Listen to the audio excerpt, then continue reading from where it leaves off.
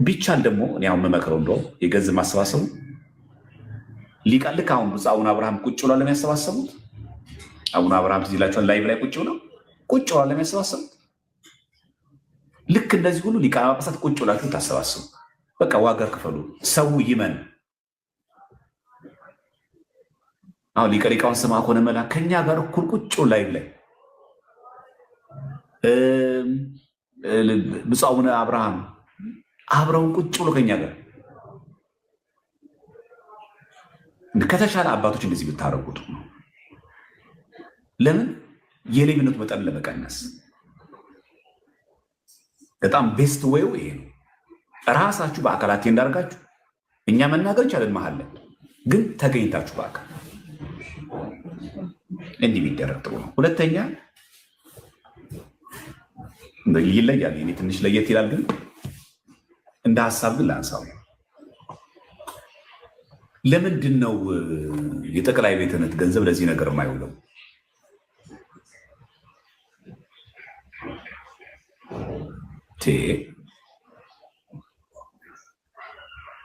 አሁን የግሌ ነው። አሁን ቲታንስ የሚባለውን ህንፃ ሊገዛ ነው አዳማ፣ ገና ገዙ።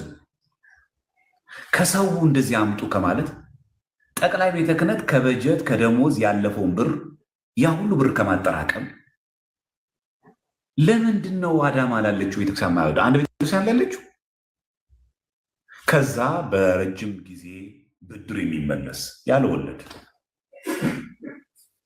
ምንድን ነው ችግሩ? ብሩ የት ነው የሚሄደው? ሁሌ ሰውን አምጡ፣ ሁሌ ሰውን አምጡ፣ ሁሌ ሰውን አምጡ። አይከብድም?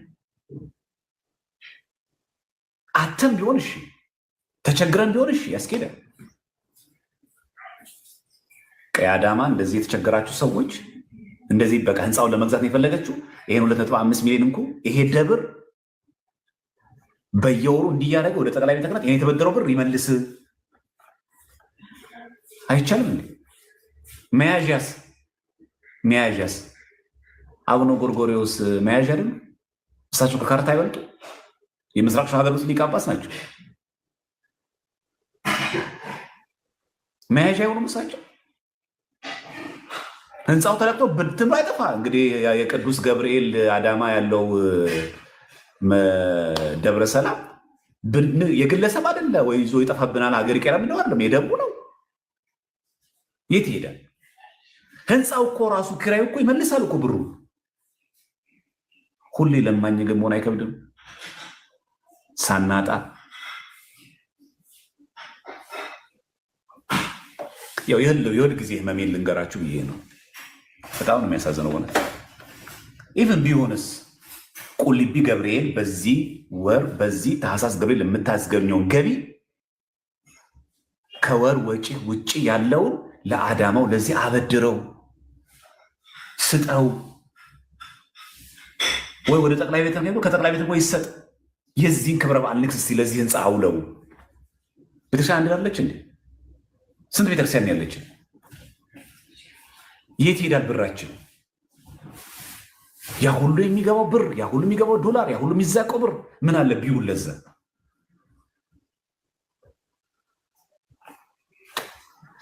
አይሆንም። ግን እንደው ሀሳቤን ልንገራችሁ ይሄ ሪል እንነጋገር ከተባለ ማሰባሰብ ላይ መግባት አልነበረብንም። ካለን ብር አንጻር እንደው ጠቅላይ ቤተ ክህነት በስጦታ እንኳን መስጠት ቢከብደው በብድር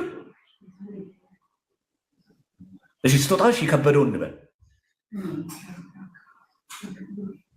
ብር መሰለ ስንቱ ለግሽ ሊል ይችላል። እሺ፣ ብድር ያውም ደግሞ ሰው ከሰጠው 10 እና 5 ሳንቲም እዚህ ከመነሻው ራሱ ልመናችን ራሱ ፌር አለ። ቱ ቢ ሆነስት እናውራካ። እኔ እኮ ምን እንሰራለን? የኮሪደር ልማት ነው የምንሰራው፣ ህንፃ ነው የምንገነባው። ከጠቅላይ ቤተ ክህነት ወርሃዊና ዓመታዊ ወጪዎች ውጭ በቀር ገንዘቡ የት ነው የሚሄደው? የካህናት ደሞዝ ነው። የተረፈው እንደምናደርገው አሁን አያሳዝንም? አዳማ ገብርኤል ቤተክርስቲያን ያንን ህንፃውን ቢያጣ አያሳዝንም?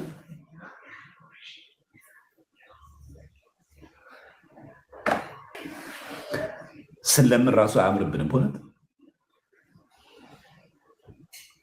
ለዛ አንዳንድ ጊዜ ለአስተዋጽኦና ለማበረታታት ራሱ አይመችም። ልመና ራሱ በጣም ብዙ ጊዜ የማይመችው ለዚህ ነው። አይመችም በእውነት በጣም ከባድም ስለሆነ ማለት ነው እንጂ አተን ቢሆን ተቸግረን ቢሆን ከላይ ጀምሮ እስከታች ድረስ ምንም አይነት የገንዘብ ምንጭ ባይኖር ነው እንለምን፣ ችግር የለው። ለቤተክርስቲያን ክብር እንለምን። የህንድ ኦርቶዶክሶች እኮ ሴቶችም እኮ እናቶች ስለ እግዚአብሔር ብሎ እኮ ለምነው ሩዝ ሸጠው እኮ ታድሰዋል። ከተሐድሶ ናፍቀን እኮ ታድገዋል።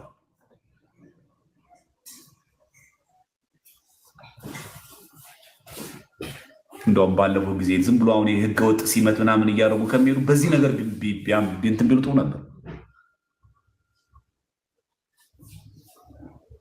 ጥነት እኛ ቤተክርስቲያን ዘረኝነት አለ፣ ሙስና አለ፣ እንደዚህ አያያዝ እዚህ ላይ ብሎ እኮ ሪቮሉሽን ያነሱ ይሄ ነበር ህዝቡ የሚደግፋቸው። እዛም እዚህም ከማለት ማለት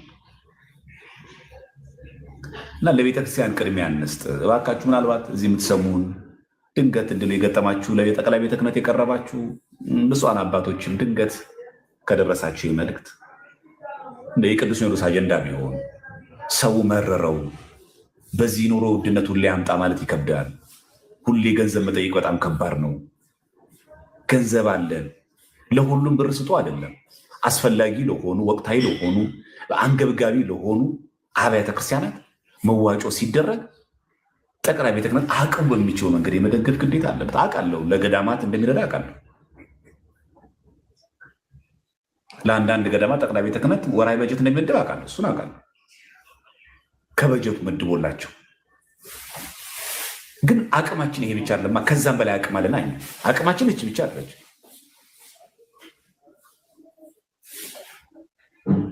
እንዲህ ቢደረግ በጣም ጥሩ ነው እና እኔ የተወሰኑትን ነገሮች እንደው ላንሳላችሁ ብዬ ነው። የምትችሉ ከሆነ አርጉት፣ የሚሰማ ከሆነ እና ደግሞ ቤተክርስቲያን ከሁሉም መቅደም አለባት። ገንዘባችን ለዚህ ነገር ነው መዋል ያለበት። ሰውን ከዚ በኋላ ደስ ብሎ ይሰጠዋል። ይሄን አድርጌያለሁ፣ በዚህ ዓመት ከበጀቴ ከዝና አውጥቼ ጊዜ ለግሻለሁ። አሁን እንዴት እንደሚንገዳገሉ የአዳማዎች አልነግራችሁ፣ የማውቀውን ልናገር ብዬ ነው። እንዴት እንደሚንገዳገዱ አልነግራችሁ። ይህን የመሰለ ህንፃ እንዳያመልጣቸው እንዴት እንደሚንግብግቡስ እንዳሉ፣ ስንት የገቢ ማሰባሰቢያ መንገድ እንደፈለጉ እንዳሉ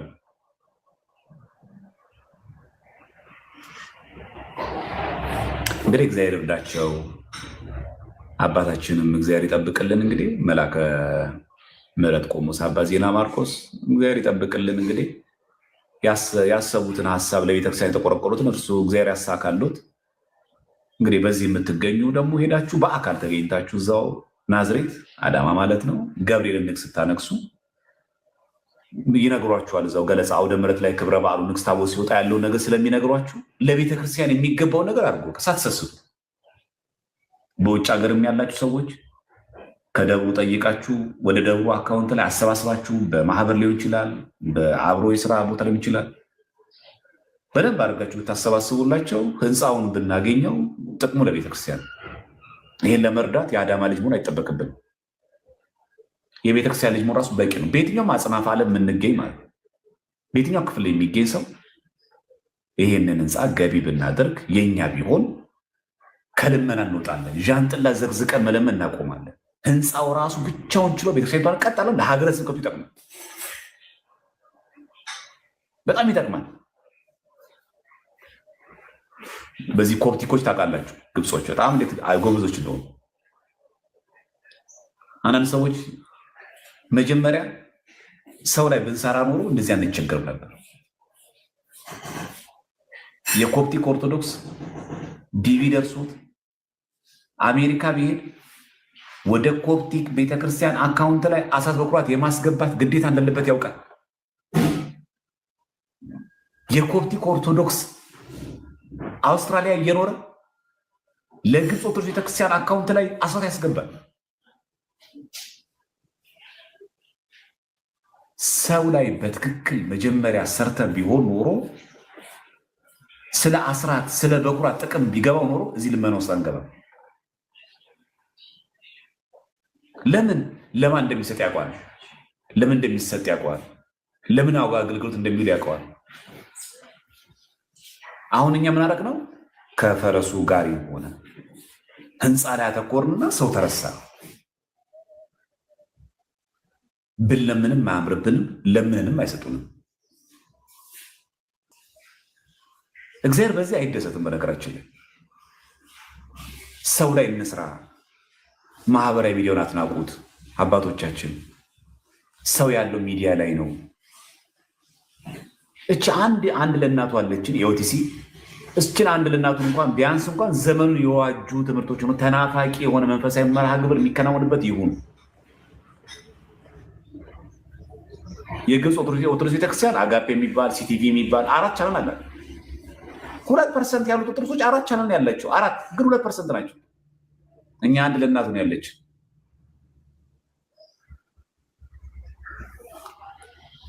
እና እንደው ስንት ደግሞ የፕሮቴስታንት ቻናል እንዳለ ደግሞ የአረብ ቻናል ደግሞ ተመልከቱ። ስንት ቻናል ደግሞ እነሱ እንዳላቸው።